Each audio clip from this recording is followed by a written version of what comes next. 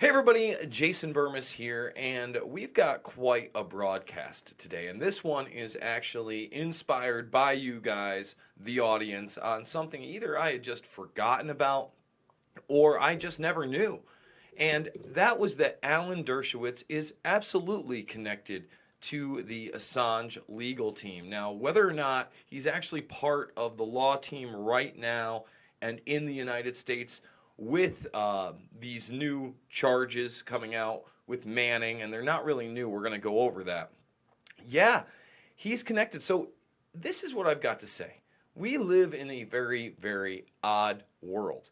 And I got to tell you, back in the day, I used to be quite more critical of Julian Assange and WikiLeaks. This is an article from back in 2011.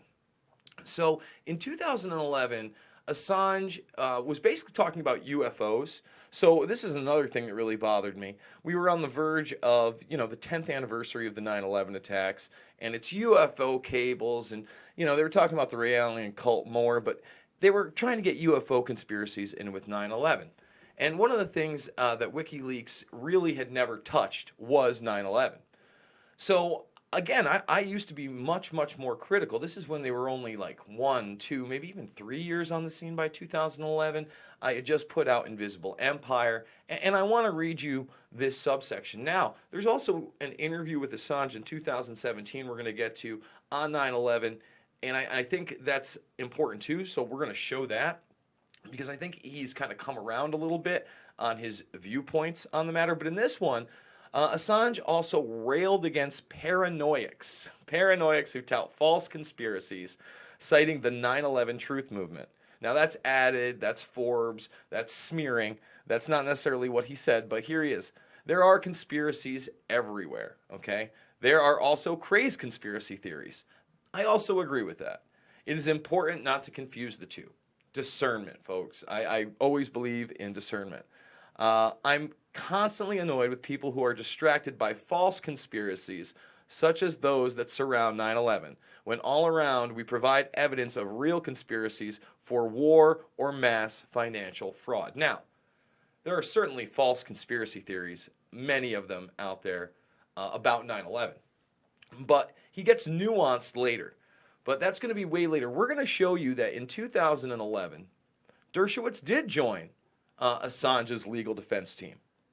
He absolutely did. They tweeted a press release. I think this is a twit longer when they used to let you do that. So yeah, so it's out in the open. And this was in February of 2011.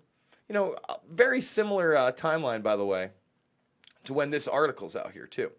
I just want to put that out there. This is February 7th.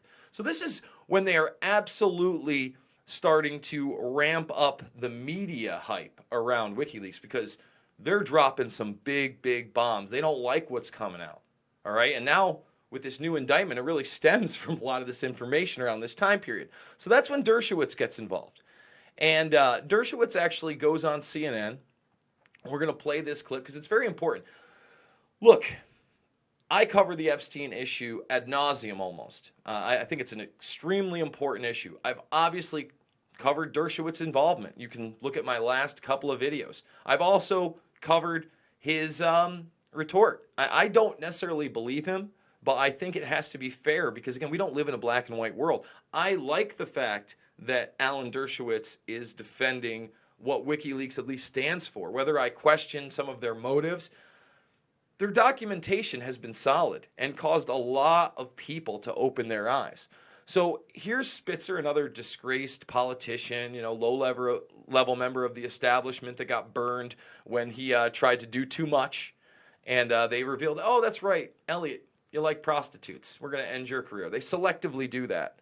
Now here's Dershowitz talking about joining the Assange team and how he was a consultant overseas and not actually a lawyer for WikiLeaks. What is the status, as best you know, of the United States government investigation, the criminal investigation, to determine whether Julian Assange broke any federal laws in publishing the diplomatic files that he claims he received innocently? What do you know about the status of that investigation? Let's pause that right there. Again, this is February 2011. This is when that initial media hype train is going on. So Dershowitz, been pretty consistent on this issue. We're going to show him literally a week ago when Assange got arrested saying almost the exact same thing. Well, this morning in the federal magistrates' courts in Virginia, the United States government announced that they are at the preliminary stages of a criminal investigation. They didn't name the targets of the investigation, but obviously, taking all precautions, we have to assume that WikiLeaks and/or Julian Assange may be among the targets of that investigation.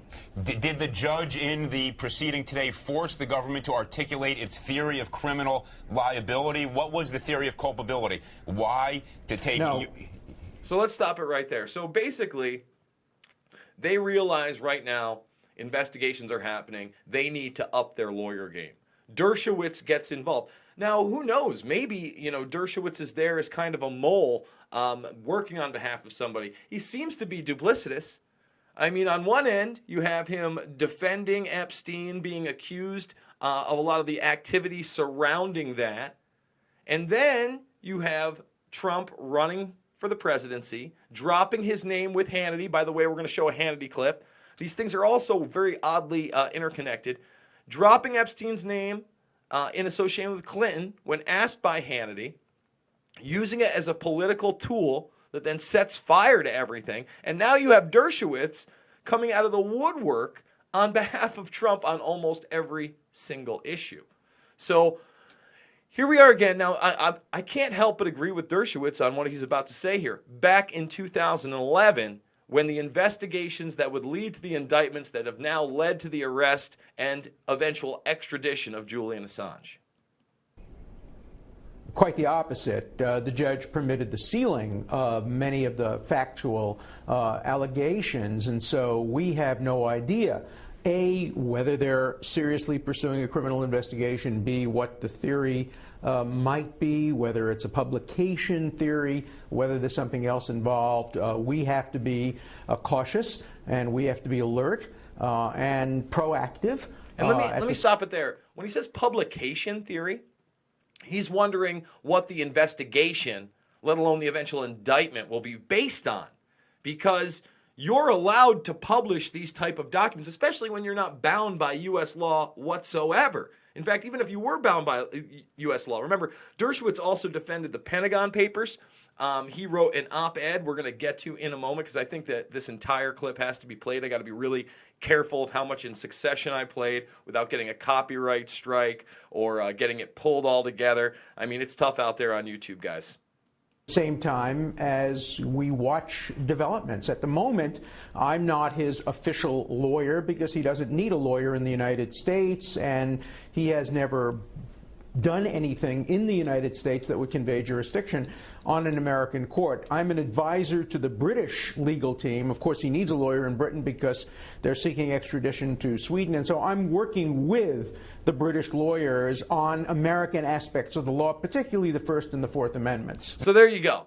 So he says he's an advisor at that point in 2011. You can find, again, the official release.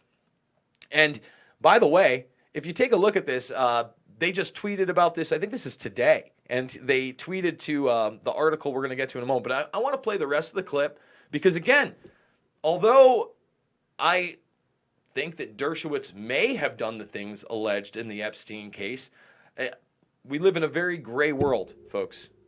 Now, just to zero in on that for a minute, is it your theory then, I presume, that Julian Assange stands in shoes no different than those of the New York Times or any newspaper that published these same documents? He received them, somebody gave them to him, and the mere publication of this information cannot be a criminal act. Is that the theory that he is operating under? That's certainly the theory. We argue that the cutting-edge issue of this decade really is the application of the First and Fourth Amendments to the social media, to electronic journalism, to the new media. The United States is encouraging, of course, the new media in Iran, in Egypt, and other parts of the world, and at the same time, it's obviously seeking to chill the use of those media by seeking the records of people who follow on Twitter or twit or use WikiLeaks, and so we think that a double standard is being applied, rights for me but not for thee. So I can't help but agree with him 1,000%. Even then, he was talking about how they were encouraging the new media in the Middle East. But the new media, We Are Change, we did a story today about how we didn't even realize that Luke had been singled out, We Are Change in particular, on WikiLeaks, that our source videos, when he's on the street, they talked about an incident in Berkeley, actually taking them out as a source because they disliked our organization so much. If you haven't seen that, please go over to We Are Change. It was the main video today. We streamed live when the Mueller report came out today, and we're going to get to the Mueller report because this actually will lead into Assange and the Mueller report quite a bit. So again, today, Dershowitz is tweeted out by WikiLeaks. This article right here, Pentagon Papers case. Now, we just watched a video from him back in 2011 talking about this stuff.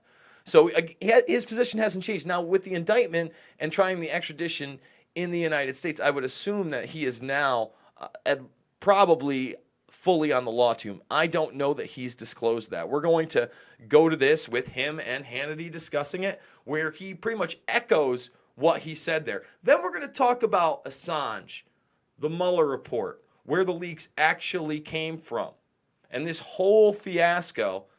And we're going to end it with new comments from 2017, one of the last times Assange was actually able to speak to people, via satellite or via the internet. And he talked about 9/11 quite differently from what he said there. So, again, check this out. I don't love Dershowitz, but I can't disagree with him on any of these points. And let me go to you, Professor Dershowitz here. Look, I know the Pentagon Papers, that case in and out, and the New York Times v. United States. They didn't steal the information. They didn't conspire to steal the information. Assange says he didn't in any particular case, that these were sources given to him. Would that apply in this particular case, in your view? Yes. In fact, I just wrote a column called, Is This the Next Pentagon Papers Case? I was involved also as a lawyer in the Pentagon Papers case. I represented Senator Mike Gravel, who read the Pentagon Papers. Let's stop that right there. Mike Gravel, also a person I respect. I don't agree with everything Gravel has to say. One of the few people that actually talked about 9/11 truth. Now, Dershowitz, however, that's a whole other can of worms. We've done shows on how he was connected to actually lobbying to get the Israelis, not only the ones that were arrested on 9/11, but prior to 9/11, taken it after 9/11, with 2 congressmen to get them flown back to Israel, which they were.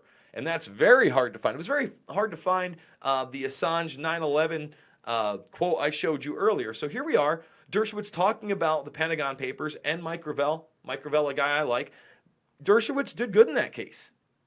To the congressional record. If they had indicted him for merely publishing classified material, this would be the Pentagon Papers case, modern version.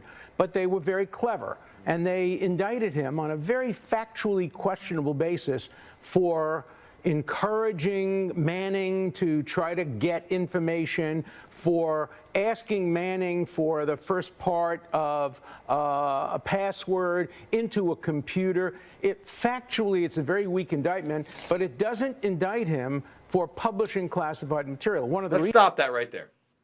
It doesn't. And Hillary Clinton kind of cackled about this point. Again, watch some of the videos we did over, I believe that one's on Pulse Change. Might actually be on the We Are Change channel. We do so many, it's hard to keep up, guys. But that's true. So they tried to make the point that somehow he had aided in the hacking of the Manning material, the Abu Ghraib material, the torture and rape of children in front of their parents, the battery acid. Seymour Hersh putting a lot of that information out that nobody else wanted to. Remember that? Yeah. And now Manning in solitary confinement because Manning won't testify against Assange. It's really a damn shame. And don't worry, if they get him here, they don't care that that's not the real indictment. This guy may never. It's so disturbing. And like he was talking about even in 2011, the chilling effect this has not only on the mainstream media, but on the alternative media, on streamers like myself that are actually trying to tell the truth and not grift you. not tell you about fairy tales online and secret indictments that don't exist. We report on the ones that do. And showing you both sides of the story. So let's let Dershowitz finish up, because again, he's very, very adamant in this case and correct. Reasons for that is Great Britain probably wouldn't extradite somebody who was charged merely with publishing information. But if the allegation is conspiracy to try to essentially hack a government computer by getting into the password, then that might pass the level for extradition. But this is going to take a long time. He's going to fight it. One question is, where does he stay while he's fighting it? If he's in prison all that time while he's fighting it, he might waive extradition and come to the United States and try to stand trial. Let me tell you something. And there you go, guys. I mean, once again, I think that even Hannity on this he is pretty good. Yeah, it looks like I'm hoping that I haven't been downed on YouTube, but I'm not sure.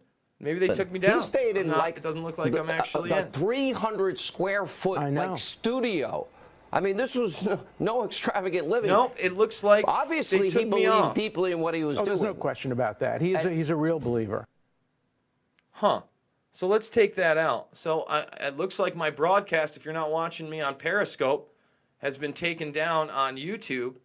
I'm gonna see what's going on here. Maybe it's a copyright strike with CNN. So here we go. Geez, I didn't think this broadcast was going to end this way.